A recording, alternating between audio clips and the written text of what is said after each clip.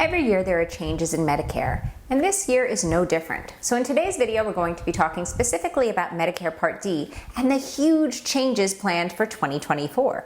As always, if you have questions whatsoever about your Medicare coverage or health insurance in general, remember that we are licensed health insurance brokers and we're licensed nationwide. So if you have any questions whatsoever, you can reach us at the number on the screen, of course. There's no charge for our services, or you can reach us in the comments below and we will be more than happy to help. Now, we do release these videos on a weekly basis to discuss changes in Medicare as well as other topics, so make sure to subscribe to stay up to date. And of course, please click that like button so that we can get this information out there. Liking this video will make it more visible to others who are looking for the same type of information, and it doesn't cost you a thing, so you might as well click that like button. All right, let's dive in.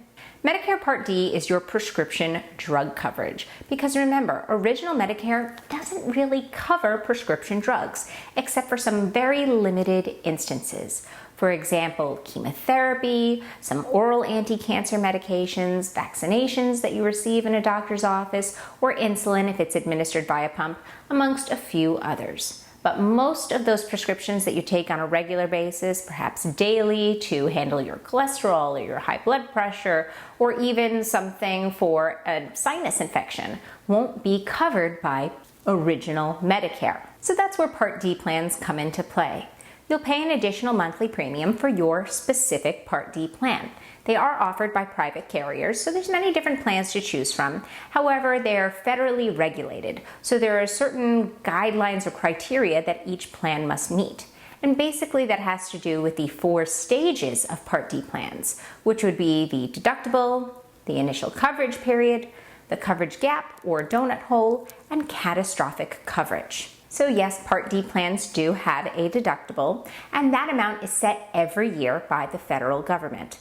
So in 2023, the maximum deductible any plan could charge was $505, and in 2024, the deductible is going to go up to $545, a $40 increase. Now, your plan may actually offer you a lower deductible or possibly no deductible at all. And generally speaking, those lower tier medications, tier 1 and tier 2, will likely be covered even before you've met your deductible. Then there's the initial coverage phase. During this time, you'll be responsible for a copay or coinsurance dependent upon the tier of the medication.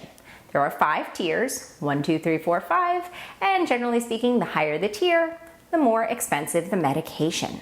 Now, as for the exact costs, that is determined by your plan, and that's something that you can compare and contrast when choosing your plan. Then there's the coverage gap. Once you've hit a certain threshold of spending, your coinsurance or copay is going to change, and generally speaking, it's going to increase until you meet catastrophic coverage, at which point your copay or coinsurance will drastically decrease. So in 2023, the limit for the initial coverage phase before you moved into the coverage gap was $4,660. That's jumped to $5,030. And the limit for the coverage gap before moving into catastrophic coverage was $7,400. It is now $8,000. Another huge change has to do with the catastrophic coverage phase. So as I just mentioned, after you reached the coverage gap and then moved into the catastrophic coverage phase, in the past your copays or coinsurance would drop significantly, generally down to 5% of the drug's cost. However, after the tremendous spending that got you to the catastrophic coverage phase, or perhaps a high prescription cost, even 5% of that could be quite a bit. So there's another very good bit of news coming out of CMS, which is that catastrophic coverage will no longer have a charge at all. If you reach catastrophic coverage, then you will pay nothing for your prescriptions as opposed to that 5%. That's the long and short of it. If you want to learn more in depth about Part D and exactly how those stages and tiers work, we have a video dedicated entirely to Part D, which I will link in the description below. So CMS, which is the Center for Medicare and Medicaid, have released some projections for the costs for Part D in 2024. Now, these are not solidified yet. They are just projections. As we get closer and we have those hardened costs, we will of course release a video detailing that as well.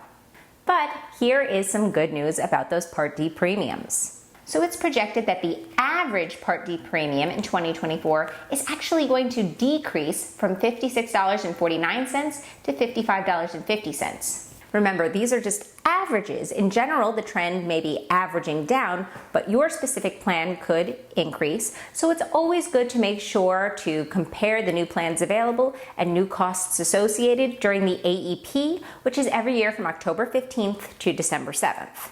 But let's say you're somebody who loves your Part D plan. The premium may be trending up, but you just don't want to switch. Well, there's good news on that front as well. Beginning in 2024, the IRA is going to provide a limit on premium increases for people already enrolled in Part D. Specifically, your premium is limited at an increase of 6% annually. That's good news overall, but if you want to look specifically at how that might affect you, let's talk about the Part D base monthly premium.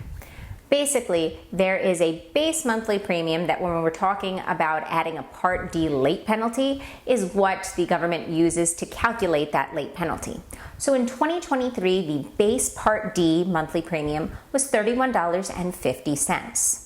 So if we were to add that 6% or up to 6%, then it would be $34.70. But in the past, it was actually capped at 14%, so it could have gone up to $39.35. And of course, if you have a higher monthly premium to begin with, then 6% versus 14% looks a whole lot different. And then there's some more good news regarding the cost sharing, which is your copay or coinsurance. There will be a limit in cost sharing for covered insulin products and eliminations for cost sharing for recommended adult vaccines.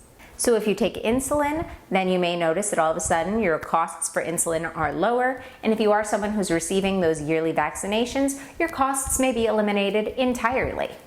Vaccines will also be covered prior to meeting the deductible, which was very confusing in the past, especially those looking to receive the shingles vaccine. We did a video about that, how to properly time it, so that way it costs you the least amount of money. But with these new changes in 2024, you can go ahead and get your vaccinations and not really worry about the deductible and how to time that properly. And that $35 per month insulin will also apply even before you've met your deductible. And finally, let's talk about the Extra Help program, which is available to those on a lower income to help pay for those Part D premiums as well as your coinsurance or copays. In the past, you needed to make under 135% of the FPL or federal poverty level. It's now going to be changed that you need to make between 13 to 150% of the FPL. The Extra Help program will also offer $0 monthly premiums and low fixed copays for prescription drugs. There are some more changes planned for 2025, so we will make sure to report on that as well in a later video. And make sure to come back and check out our video with those costs released once they are released for 2024 Part D and, of course, other costs as well. As always, if you have any questions whatsoever about your Medicare or health insurance in general, feel free to reach us in the comments below or at the number on the screen. We are licensed health insurance brokers, we're licensed nationwide, and there is absolutely no charge for our services. Now, before you go, please make sure to subscribe to stay up to date and click that like button before you head out. As always, thank you so much for watching and have a wonderful day. Bye-bye.